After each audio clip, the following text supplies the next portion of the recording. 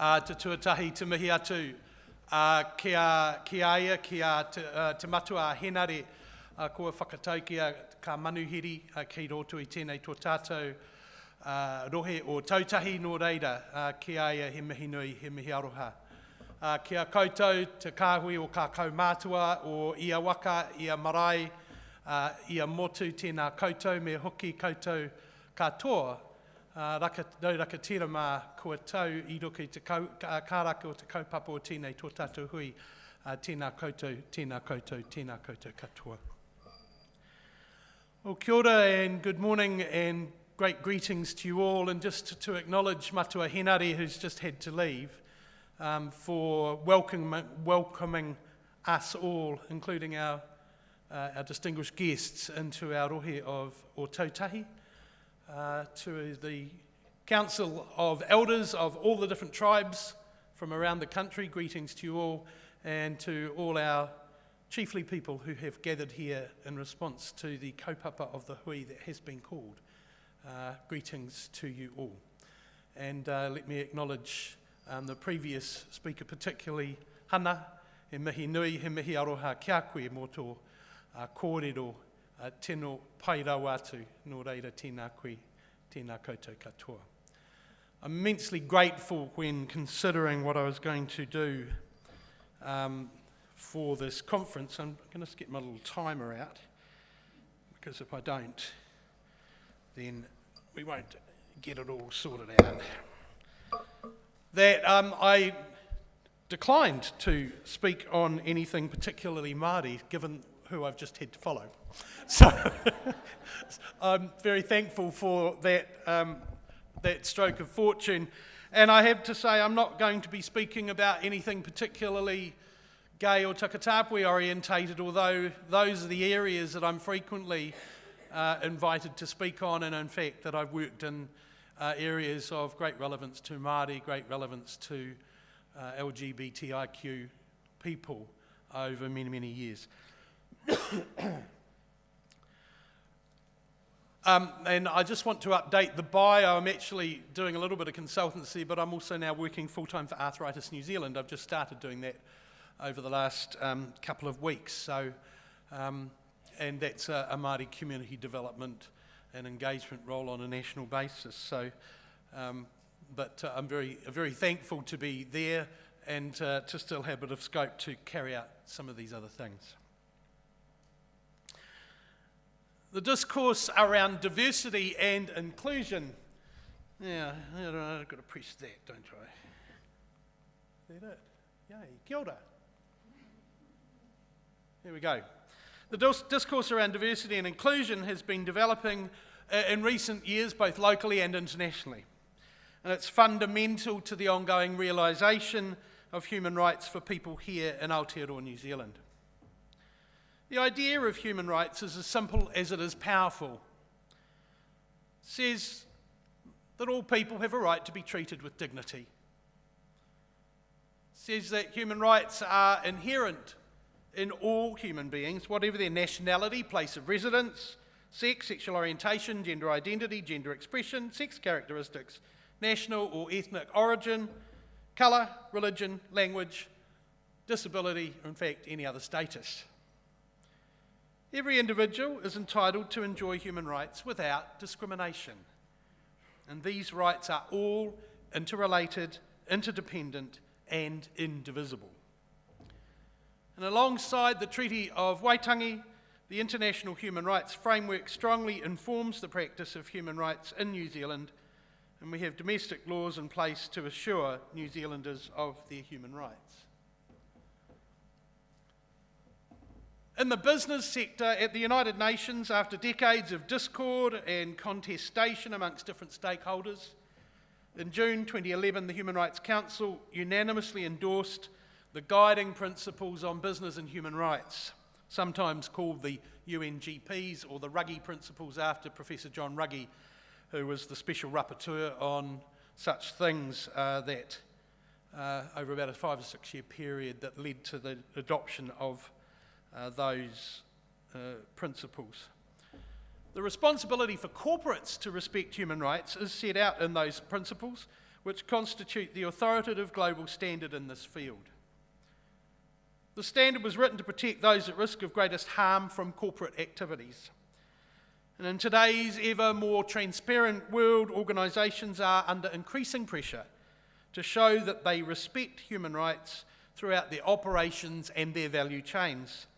And that means demonstrating that they're not harming the fundamental dignity and welfare of people as they go about their legitimate work and generate jobs and wealth and growth and benefit for our societies. So what are these general principles? Well, there's three of them, and they're very, very simple, at least in their wording, but pretty complex in their scope and application.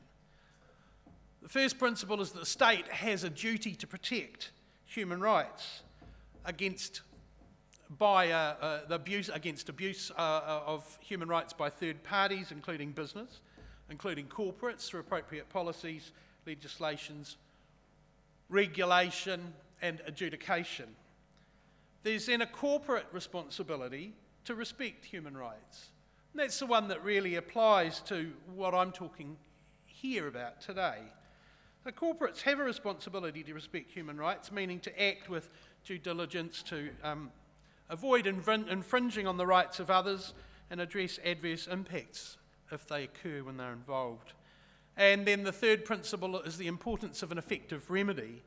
There needs to be access to an effective remedy, both judicial and non-judicial, for victims of corporate-related human rights abuse. Now, I'm very aware that not all entities that are involved in the delivery of sexual health services are companies in the limited liability sense and limited liability trading operations, or might not even see themselves as being businesses. However, I believe that the corporate responsibilities apply to all organisations, whether they be government, commercial or third sector.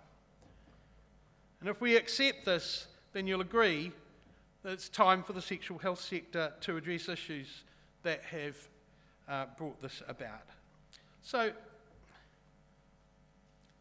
I'm going to talk about diversity and inclusion and the concept of unconscious bias. But let's get a bit of a definition going as to what those might mean and what the differences are. So let's discover some language. So diversity, and this definition I've taken from the USA Society for Human Resource Management, had defined diversity as the collective mixture of differences and similarities that include, for example, individual and organisational characteristics, values, beliefs, experiences, backgrounds, preferences, and behaviours. And they break down diversity even further into two more categories: visible diversity traits and invisible diversity traits.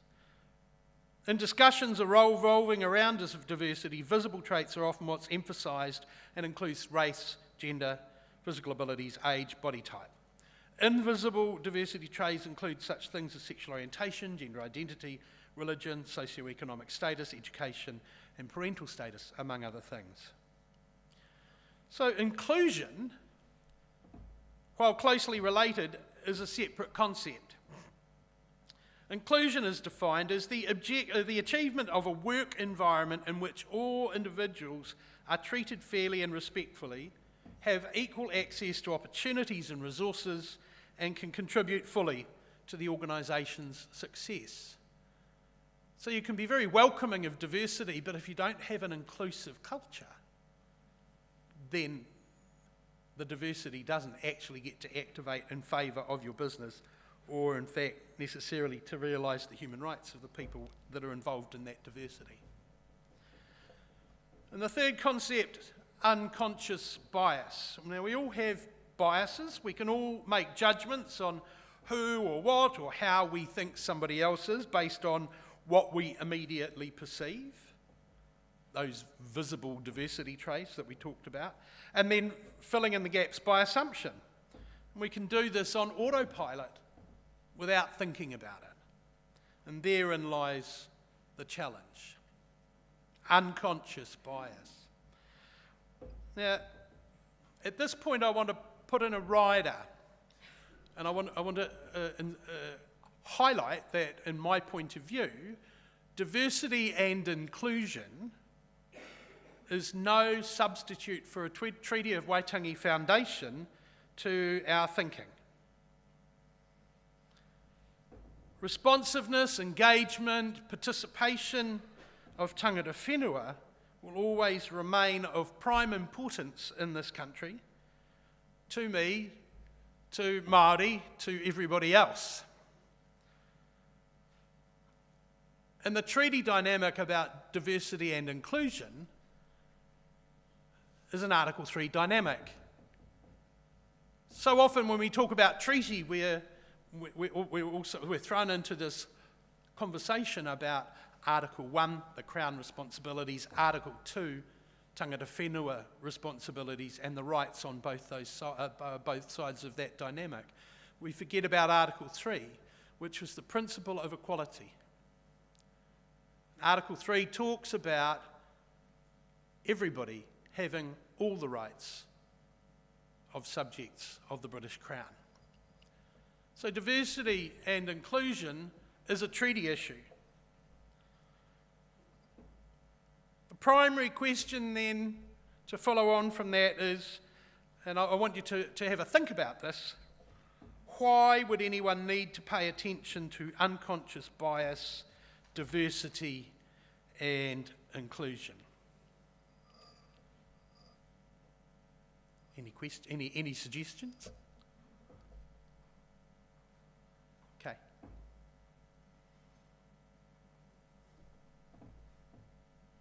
When organisations and institutions develop in an organic way, the status quo is always bound by the norms of the broad cultural milieu within the organisation. Okay?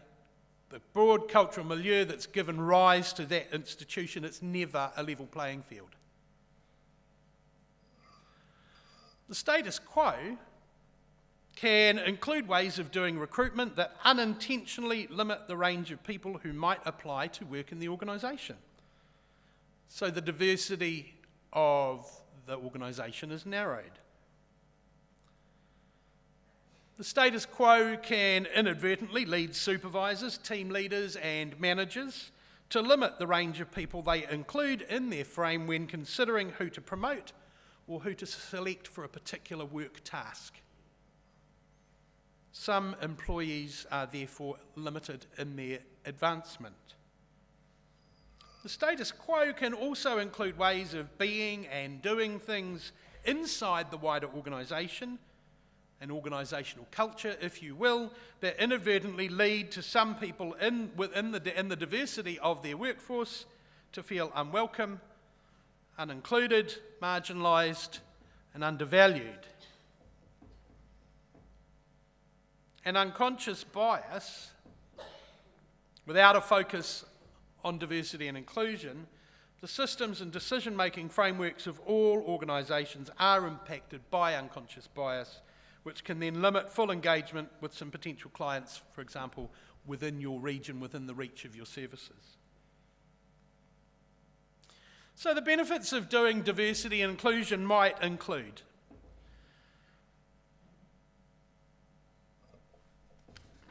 turn the page, access to a wider range of talent with which to plan, develop, grow, innovate and deliver your organisation's objectives. An improved sense of being included and valued in the organisation by the staff, leading to improved productivity and quality of performance. These aren't just thoughts of mine, these are coming out of hardcore business sector analyses of what's going on when they lift up their game in diversity and inclusion. They talk about improved risk management with less chance of business disruptions, public campaigns against them, criticism, litigation, reputational harm, and harm to employee retention and recruitment. And they talk about greater access to business opportunities with governments, with funders, stakeholders who increasingly recognise the reduced risk to themselves when working with a stakeholder that effectively manages risks in their organisation to human rights.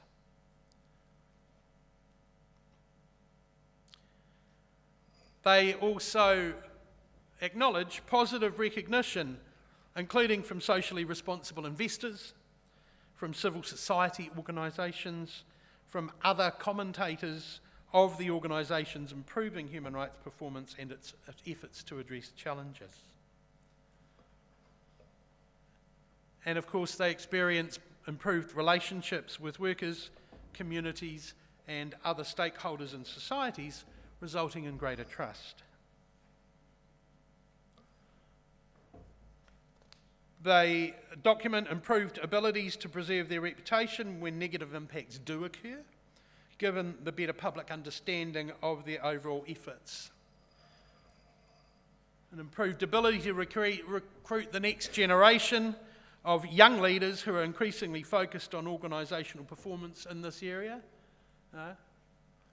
Millennials are keen on this stuff. Comparative advantage with the growing scrutiny of organisations' non-financial performance. 10 years ago, no one was worried about non-financial performance. The accounting was accounting for the money. And in the community sector, we know all about that. Now, we're being asked to look at non-financial performance, and we're being critiqued on it more and more. Not just, have you spent our money prudently, but have you spent our money to deliver the impacts that we really, really wanted, and can you account for those things?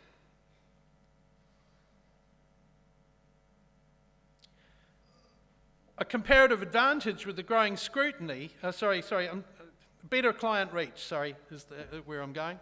There it is, better client reach due to reputation and referral. So, of course, I'm sure that you'll all agree that good sexual health is important to everyone. And I'd hope that you also agree that our organisations owe it to the people we serve to ensure that we have the right reach, the right messaging, and the right interventions for all the people in our communities. How's that time going? Oh, yeah. So, how do we do it? What are some of the practical ways of increasing diversity and inclusion in organisations? And these are suggestions. There are many, many ways, and those of you who are managers will have a feel for other things that could be done in your own organisation. But first and foremost, probably need to create a structure. You need to make somebody within your organisation responsible.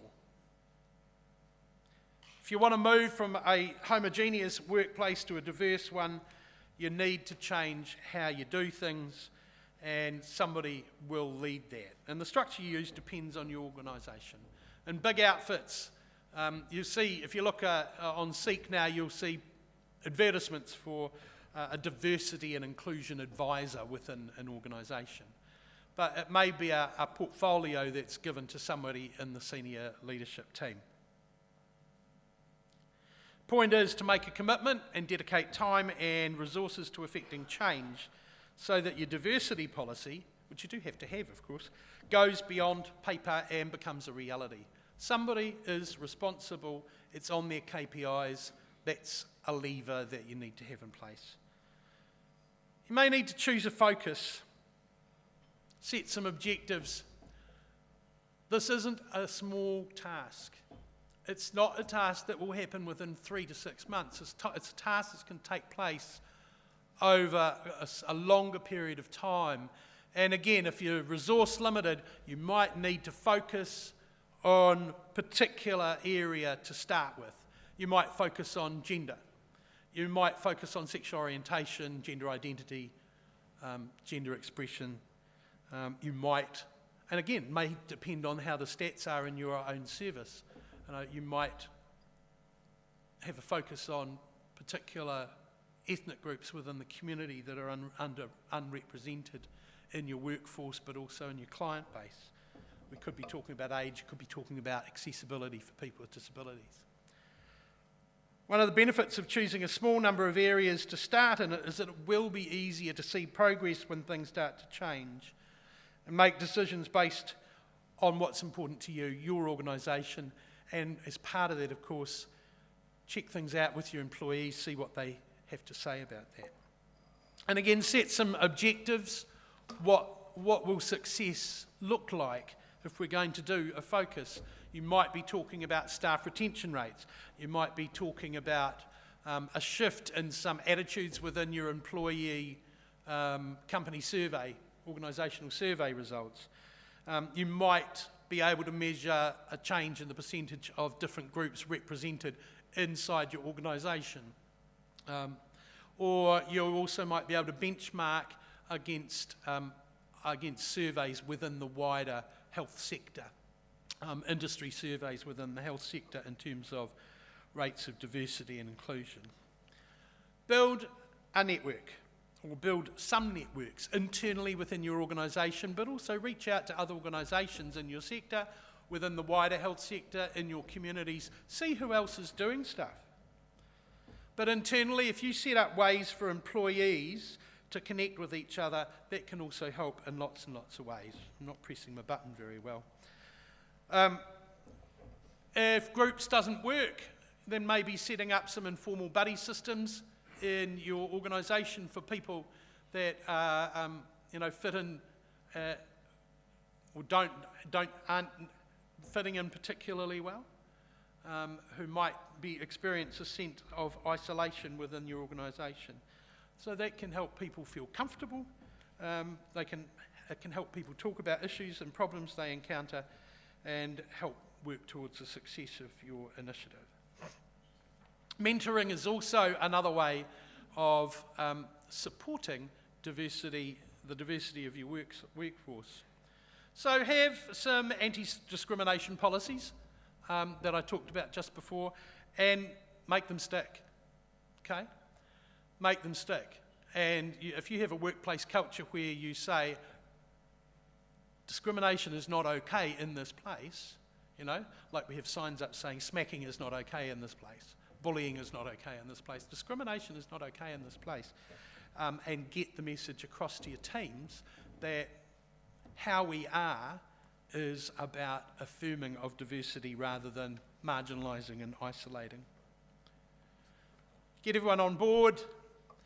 Try and communicate the benefit of diversity of your organisation to the organisation as a whole, rather than saying, well, this is going to benefit the people of diversity within our organisation. It's actually going to benefit the whole organisation.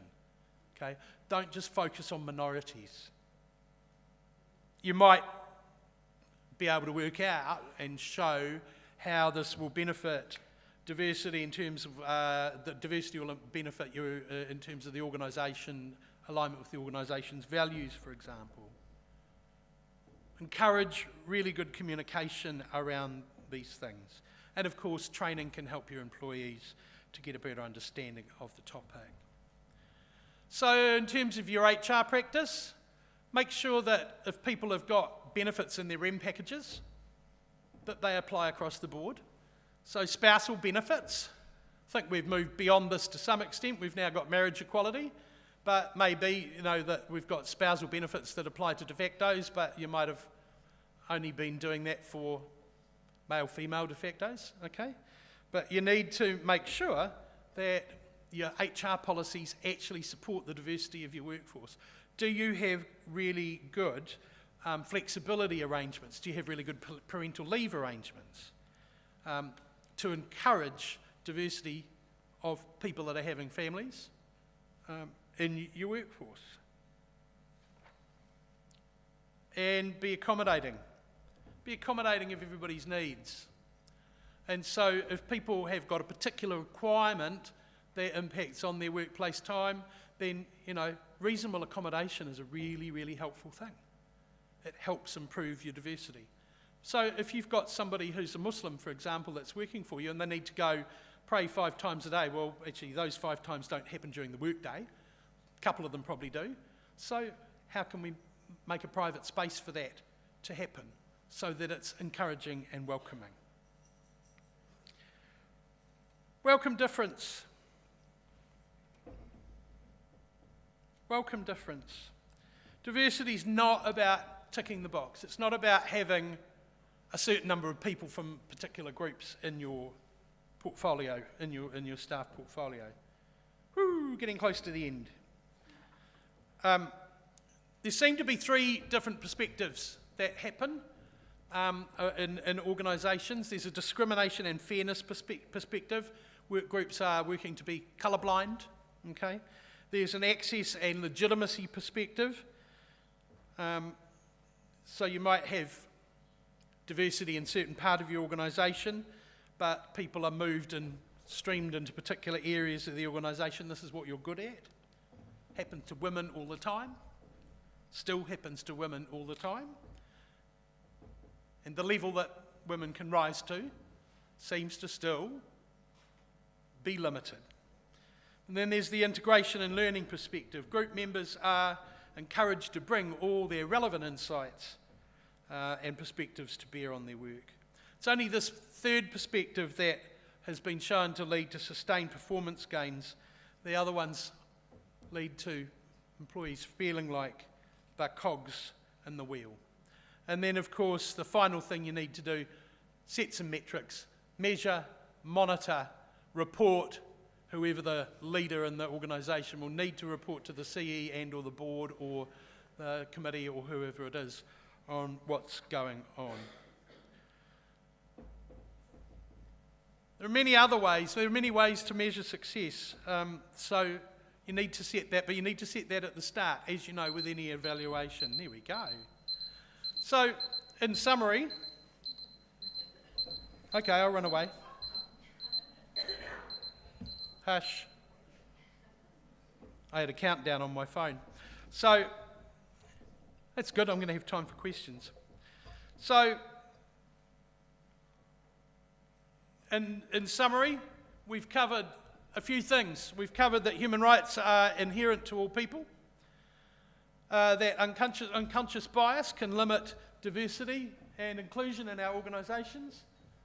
Welcoming and including diversity will improve, among other things, our reputation, our effectiveness and our human rights profile. And essentially, you're talking about improving bottom lines. It's not a small task to address these things. Don't ever put yourself into that box. Oh, we'll just do a little bit of a diversity program. It is a commitment, but from my point of view, the benefits are worth the effort and the focus. So kia ora koutou. Anyone got any questions? I've left a little time there for us to engage and explore if we need to.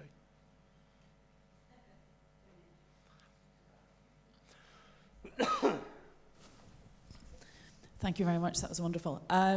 My question, I guess, is picking up on your comment about unconscious bias. Yep. So I think pretty much all of us here would think, not me, that I'm not that racist. I'm not. I'm tolerant of diversity. But yet we've heard so eloquently this morning that actually, yes, that is me. Yeah.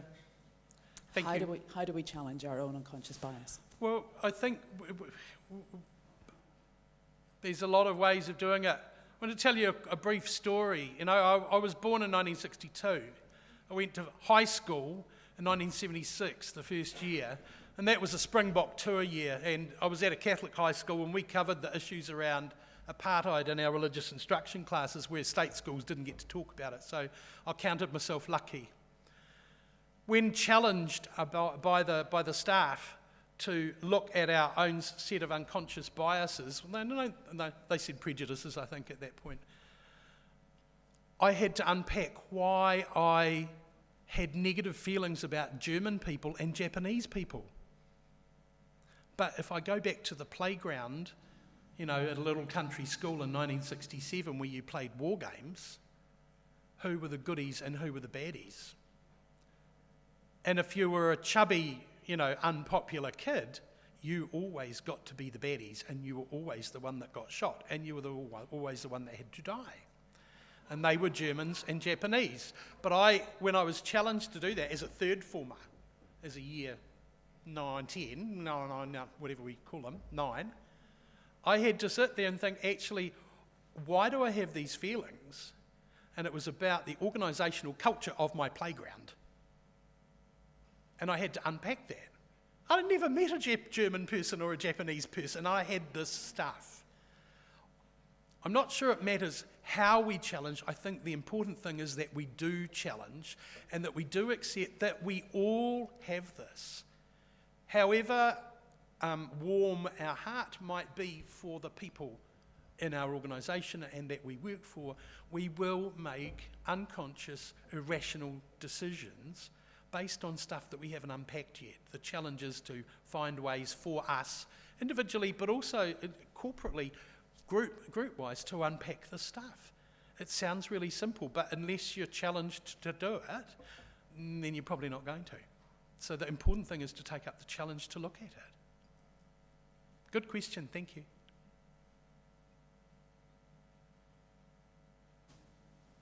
Here we go. I loved your talk, and the unconscious bias in my organisation is really conscious, because we've had about 7 personal grievance cases as various staff leave because they have not felt accepted. And there was a stop work meeting with pizza at my place earlier this week to try and address our staff hemorrhaging. Yeah. And unfortunately, the owners are very openly biased. So I spend most of my day arched like a rainbow, covering both sides of the spectrum. Yeah. And what I'm trying to encourage everyone left there to do is that, first of all, this person will grow old and die. Yeah. And second, that it's coming from fear, and decisions and words that are heard are from fear and lack of understanding. And so I'm just encouraging them to be as open and themselves as they can be. Yep. And actually accepting of bigotry, really. Yeah. What do you have to say to that? Because I'm sure you've seen that in your work. I think the question for me is about what organisational levers are you going to pull to get people that hold entrenched positions to account. What are you going to do? Everybody in an organisation is accountable to somebody else. The chief executive is accountable to the owner of the company, the chair of the board, the committee, whoever, So this has got to work bottom up and top down. And often it's easy enough to get the board to say, yes, this is a really good idea, and the CEO will say, rightio, and the staff are going to say, yep, the workers are going to say that, and the volunteers are going to say yes. And then somewhere in the middle there are some entrenched positions, not all of them by any means. So you need a champion in the middle management, as well as buy-in at the operational level and at the governance level. Because everybody's accountable. And there are ways and means of getting people to change their behaviour. And look, I'm not saying performance management is easy. Performance management is really difficult. It's one of the biggest challenges of organisational, working in organisations, working in groups, working in teams. But use the accountability levers. That's what I would advise. Yeah, but get buy-in, and if you start snowballing a culture in an organisation, then the people that are entrenched become more and more and more isolated as the movement progresses. And at some point there'll be a change, or there'll be a shift. They may not change, but at some point there will be a shift. They'll get to a 51, 49, 49, 51, where something will shift.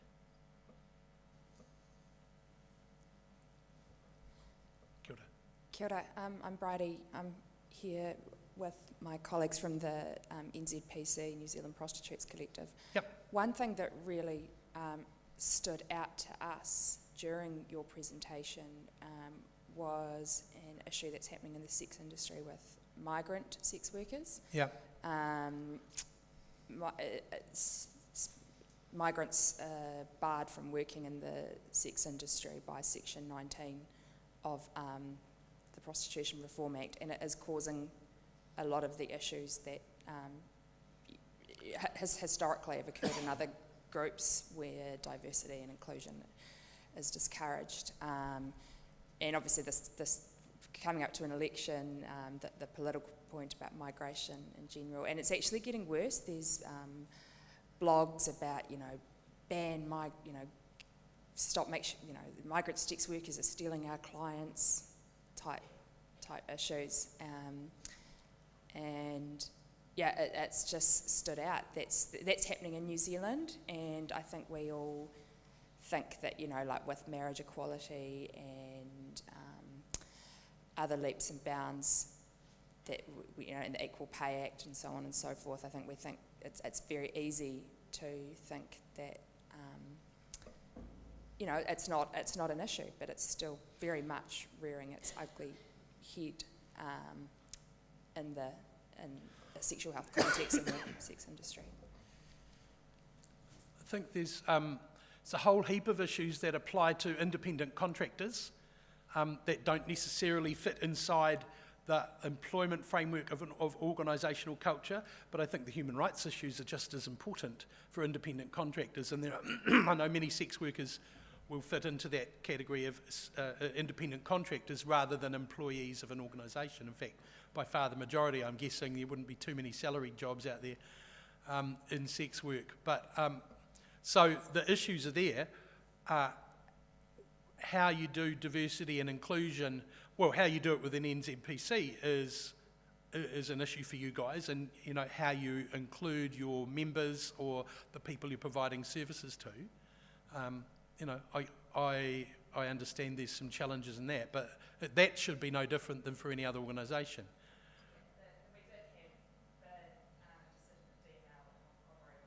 Sorry, can you grab the mic? My hearing's not very good. It's not so much about the independent contractor versus employment issues, because we've had the 2014 decision which confirmed that sexual harassment in a workplace. So yeah, it's and confirmed that brothels are workplaces, even though their workers are independent contractors, yeah. Whether that's in practice or just in a name. But it's still, and the obligations are the same. There's the same Health and Safety at Work Act. And so on and so Okay. on. So if you had a brothel that actually went through a diversity and inclusion program, then one of the benefits of that is that brothel would be particularly attractive to workers if they had a diversity and inclusion approach to their workforce. Then the benefits of that would start to work for the organisation and for the people that want to work there. But and would provide a comparative between that and another brothel, for example. I mean, that's part of how this works. Yeah, the issue is actually it's illegal for migrants to work in New Zealand. That's where the diversity and inclusion issue. So a brothel operator can have the best intentions in the world, but they're enabling a crime if they adopt the practices and approach. So that's in terms of application, that's an MB issue, and then in terms of policy, then there's a legislative issue there that you might get an MP to broaden that if you think it was beneficial, to put a further amendment to the Prostitution Act. I'm not sure I can add much more to that discussion around the framework. I'm talking about organisations improving organisational performance. The legal issues have to sit over there with MB and with the politicians, and ultimately the police, I guess.